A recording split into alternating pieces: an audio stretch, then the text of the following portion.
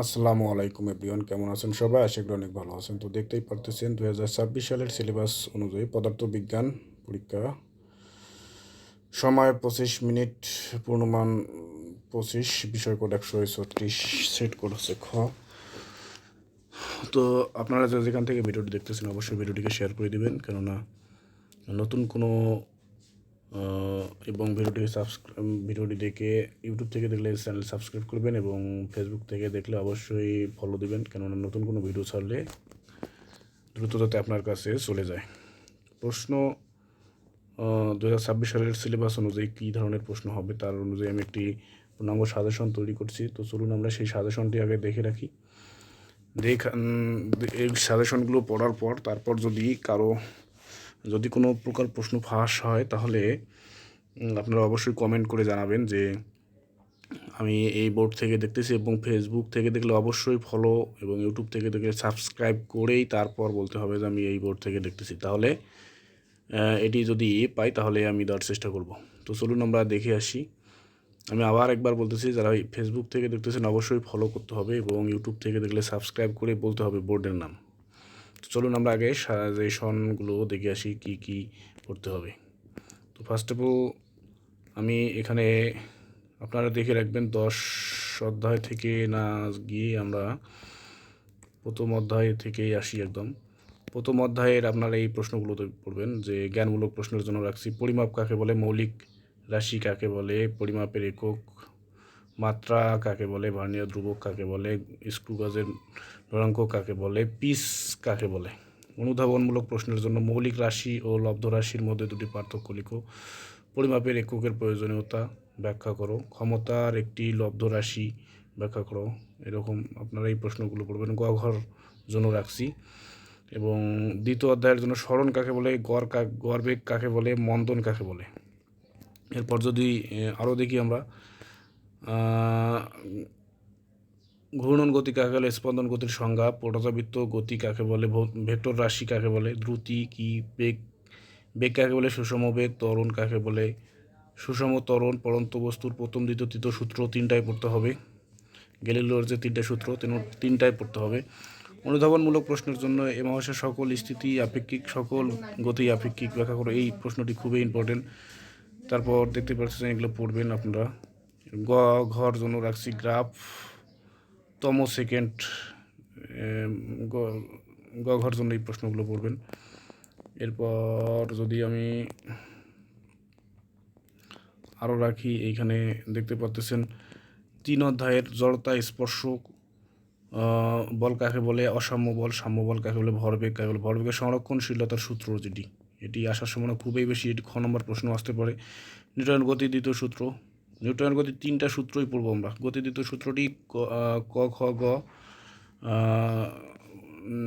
খ নম্বর প্রশ্নে আসতে পারে। ঘর্ষণ কাকে বলে, প্রবাহী ঘর্ষণ, আবর্ত ঘর্ষণ কাকে বলে। অনুধাবনমূলক প্রশ্নের জন্য এই প্রশ্নগুলো পড়ে যাবেন।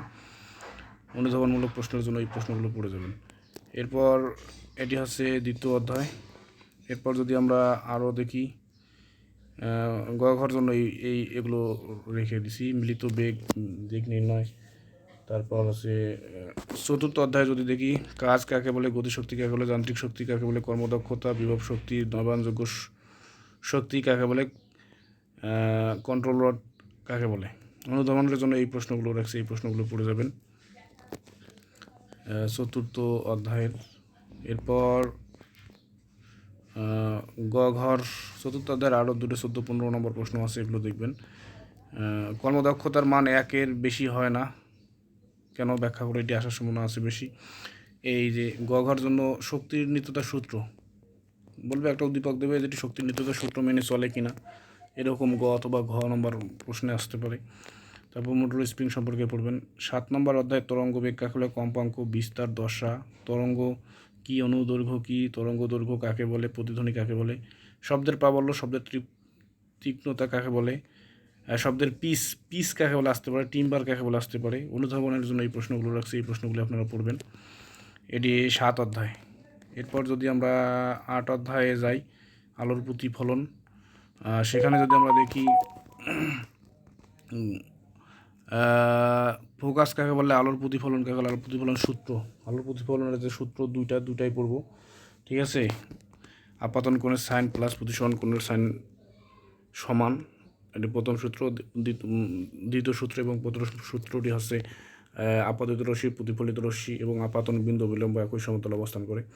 এটা পড়বো। ব্যাপ্ত প্রতিফলন কাকে বলে, নিয়মিত প্রতিফলন কাকে বলে, এগুলো পড়বেন। দর্পণ কাকে বলে, প্রতিবিম্ব, বাস্তব প্রতিবিম্ব, সৎ বিম্ব, ফোকাস দ্রুপ্ত কাকে বলে, দর্পণের প্রধান ফোকাস কাকে বলে, প্রধান, ঠিক আছে, এগুলো পড়বো। অনুধাবনের জন্য এই প্রশ্নগুলো রাখছি, এই প্রশ্নগুলো পড়বেন। এরপর 9 অধ্যায় 10 অধ্যায়ের জন্য রাখছি এগুলো, এই প্রশ্নগুলো আপনারা পড়বেন, এই প্রশ্নগুলো আপনারা পড়বেন, ঠিক আছে, এই প্রশ্নগুলো পড়বেন। এরপর এগুলো তো ক খর জন্য আমি রাখছি, এবং গ ঘর জন্য কিছু টপিক ভিত্তিক রেখেছিলাম। আমি কিছু নির্দিষ্ট বোর্ড রেখে দিছি, এই বোর্ডগুলো আপনারা পড়বেন, তাহলে খুব ভালোভাবে আপনারা পদার্থে প্লাস মার্ক তুলতে পারবেন। যেমন 1 অধ্যায়ের জন্য আপনারা এইগুলো পড়বেন। Comilla board 24, Barishal board 24, Dhaka 23, Comilla 23, Barishal 23, Comilla 22, Chittagong 22, Mymensingh 22। এরপর 2 অধ্যায়ের জন্য চট্টগ্রাম 24, যশোর 24, ময়মনসিংহ 24, ঢাকা 23, রাজশাহী 23, বরিশাল 23, কুমিল্লা 22, চট্টগ্রাম 22। 1-2 অধ্যায় এগুলো পড়বেন। 3 অধ্যায়ের এই বোর্ডগুলো পড়বেন, এই বোর্ডগুলো পড়বেন। 7, 8, 9, 7, 8 এবং 10 নম্বর অধ্যায়ের এই বোর্ডগুলো পড়বেন। এগুলো পড়লে হবে কি, আপনার প্লাস নিশ্চিত হয়ে যাবে। তো আপনারা যেখান থেকে দেখতেছেন অবশ্যই ভিডিওটি শেয়ার করে দিবেন, এবং ইউটিউব থেকে দেখলে সাবস্ক্রাইব করবেন, এবং ফেসবুক থেকে দেখলে ফলো দিয়ে বলবেন যে আমি এই বোর্ড থেকে দেখতেছি। তাহলে আমি যদি কোনো প্রকার প্রশ্ন সলভ হয়, তাহলে আউট হয়, তাহলে আপনারা পাওয়ার চান্স থাকবে। তো এই ছিল আজকের ভিডিও। আপাতত এই সাজেশনগুলো আপনারা পড়েন এবং ভিডিওটি শেয়ার দিয়ে সবাইকে দেখার সুযোগ করে দেন। ধন্যবাদ সবাইকে।